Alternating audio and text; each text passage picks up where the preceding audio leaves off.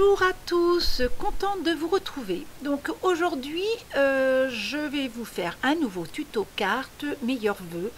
Donc ce sera la deuxième carte d'une série de 5 cartes qui vont venir tout au long du mois de janvier. C'est une carte, donc là je vous montre la base de ma carte, pas du tout la base de la carte, je vous montre l'enveloppe que je vais utiliser. Donc c'est une enveloppe basique de chez Action, les enveloppes blanches, ils les vendent par paquet de 10 ou 15 je crois. Ce sont des enveloppes qui font donc 16 par 11,5.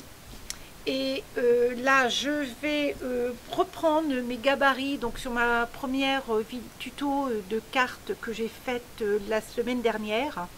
J'ai utilisé mes gabarits enveloppe et dans cette pochette là j'ai 4 modèles d'enveloppes à faire. Et donc là je prends la toute petite enveloppe que j'ai utilisé donc le petit gabarit de ce paquet là, et cette enveloppe là va faire 9 par 6 quand elle sera pliée. Donc c'est une enveloppe que je vais intégrer sur ma base de cartes, que je vais coller sur ma base de cartes. Donc voilà, je fais et là je suis en train de coller donc mon enveloppe. Et puis je vais découper ma base de cartes sur, donc ça c'est du papier de chez Action, hein, c'est du bloc de papier de chez Action, le bloc de papier de 30 par 30 sur le thème de Noël qu'ils ont sorti au mois de décembre. Et voilà, je prends un motif de ce papier là, et j'ai donc découpé ma base de cartes fera 30 par 10, et donc je vais la coller sur ma base de cartes. Là je suis en train de découper une petite étiquette que je vais intégrer dans mon petite enveloppe.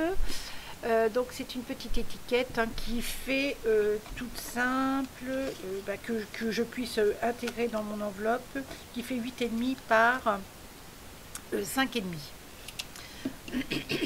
Donc à cette petite étiquette que je vais mettre dans ma petite enveloppe, je vais...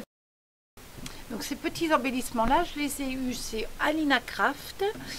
Et je vais les coller un de chaque côté de mon petite étiquette. Et je vais mettre... Alors oui, là je vous arrondis les angles de l'étiquette. J'aime bien arrondir les angles des étiquettes. Je trouve que ça fait plus sympa. Donc voilà.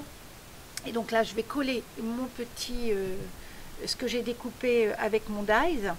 Et je vais faire un petit trou à la base de ce petit crochet, j'appelle ça un petit crochet, et je vais mettre un petit ruban pour pouvoir tirer la petite étiquette, où je vais mettre en fait cette petite étiquette là va me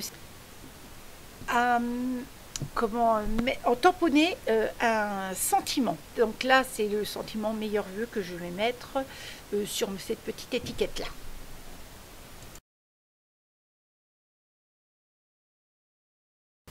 Et je la tamponne avec ma Versafine et avec de l'encre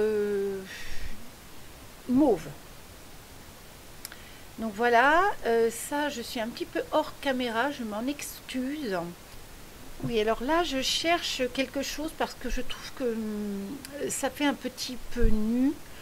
Mon enveloppe est blanche, et voilà. Alors donc là j'avais choisi de mettre des petits sequins que je colle ça et là autour sur les emplacements blancs de mon enveloppe. Les petits sequins, voilà, je trouve que ça fait un peu plus joli. Alors là, je vais en fait intégrer des petits sapins que j'ai découpés avec mon dies sapin et qui rappellent le motif des sequins et sur le thème des... ça fait foil parme, je trouve, ou fuchsia, comme on veut. Voilà, et donc je vais les intégrer comme ça de chaque côté. Donc ma carte est bientôt terminée, après avoir collé ma petite languette de ma petite enveloppe. Je voulais signaler, et je remercie tous mes nouveaux abonnés. Et puis, n'hésitez pas à vous abonner aussi si vous n'avez pas encore fait le geste. Cliquez sur la petite cloche en haut à droite.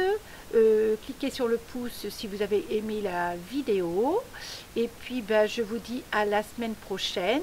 Donc là, c'est la deuxième carte d'une série de 5, hein, comme je vous ai dit en début de tuto.